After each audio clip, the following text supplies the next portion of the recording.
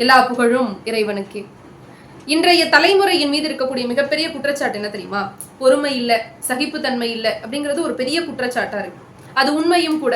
ஏன்னா இன்னைக்கு ஒரு 30 செகண்ட்ஸ் ரீல்ஸ் வீடியோவை முழுசா பார்த்து முடிக்கக்கூடிய பொறுமை நம்ம கிட்ட இல்ல.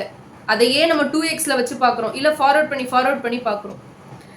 நமக்கு முந்தைய தலைமுறையின் பெற்றோர்கள் இருக்காங்கல்ல, அதாவது நம்ம தாத்தா பாட்டிலாம் இருக்காங்கல்ல, அவங்களாம் என்ன தெரியுமா பண்ணுவாங்க? பெரியவங்க வீட்டுக்கு வந்தாலும் சரி, இல்ல பெரியவர்களுடைய வீட்டுக்கு இவங்க போனாலும் சரி, தங்களுடைய பிள்ளைகளை கூட்டிக் கொண்டே போவார்கள்.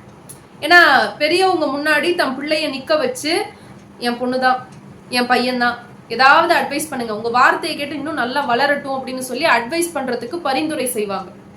அப்படிப்பட்ட வார்த்தைகளை எல்லாம் கேட்டு கேட்டு வளர்ந்தவர்கள் தான் நம்முடைய பெற்றோர்கள். அதனால்தான் இவ்வளவு பொறுமையும் இவ்வளவு சகிப்புத்தன்மையோடும் இருக்கிறார்கள்.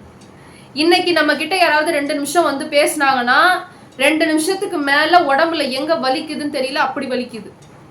ஒரு காலகட்டத்துல நம்ம பெற்றோர்களிடம் அட்வைஸ் கேட்டுக்கிட்டு இருந்தோம். அப்புறம் நம்ம டீச்சர்ஸ் கிட்ட கேட்டோம், ஃப்ரெண்ட்லியா இருக்காங்க அப்படின்னு. அப்புறம் ஃப்ரெண்ட்ஸ் கிட்ட பேசணும். ஆனா இன்னைக்கு நம்முடைய டிப்ரெஷனையோ இல்ல நமக்கு அட்வைஸ் தேவைன்னா யார்கிட்ட தெரியுமா போய் நிக்கிறோம்?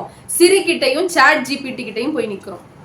2 வாரத்துக்கு முன்னாடி நடந்த ஒரு கதை, அதாவது நடந்த ஒரு உண்மை சம்பவம், கதை அல்ல,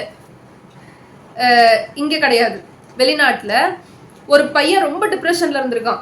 வாழ்க்கையே ஏண்டா அப்படிங்கிற அளவுக்கு இருந்திருக்கான். அவன் சாட் ஜிபிடி கிட்ட போய் புலம்பி தள்ளியிருக்கான். எனக்கு வந்து வாழ்றதுக்கு விருப்பம் இல்லை, நான் ரொம்ப டிப்ரெஷன்ல இருக்கேன், என்னை சுத்தி இத்தனை பேரும் இவ்வளவு பண்றாங்க, எனக்கு யாரும் உண்மையா இல்லை, அப்படி இப்படின்னு ஏதோ மெசேஜ் போட்டிருக்கான். அதுக்கு சாட் ஜிபிடி சொல்லிச்சான், நீ வாழ்றதுக்கு தகுதியே இல்லை அப்படின்னு ஏதாவது தப்பான முடிவெடுத்தாலும் அது தப்பு இல்லை அப்படின்னு சொன்ன உடனேயும் அவன் வந்து தவறான முடிவெடுத்து கொண்டு இன்னைக்கு அவன் இங்க இல்லை. இப்படிப்பட்ட ஒரு சமூகத்தை இன்றைக்கு இந்த டெக்னாலஜி அப்படின்னு சொல்லப்படக்கூடிய விஷயங்கள் உருவாகிக்கிட்டு இருக்கு அப்படின்னா பெரும் பயத்தையும் அச்சத்தையும் நமக்குள்ளே தோற்றுவிக்கிறது. ஜிமி ஹென்ட்ரிக்ஸ் அப்படின்னு சொல்லிட்டு ஒரு அமெரிக்க இசையமைப்பாளர், அவர் ஒரு வார்த்தை சொல்லுவார், அறிவுக்கும் ஞானத்திற்கும் ஒரு வித்தியாசம். என்ன தெரியுமா? அறிவு பேசும், ஞானம் கேட்கும். பேசுபவர்கள் எல்லாம் அறிவாளிகளாக இருக்கலாம், ஆனால் யார் ஒருவர் பெரியவர்களுடைய வார்த்தைகளையும் இல்ல மற்றவர்களுடைய வார்த்தைகளையும் பொறுமையாக கேட்டு கொண்டு உள்வாங்கிக் கொள்கிறார்களோ அவர்கள் ஞானிகளாக மாறுகிறார்கள் என்று சொன்னால், அப்படிப்பட்ட கேள்வி செல்வம் யாருக்கெல்லாம் இருக்கிறதோ அங்கே பொறுமையும் சகிப்புத்தன்மையும் தானாக வந்துவிடும் என்பதில் எந்த ஐயமும் இல்லை.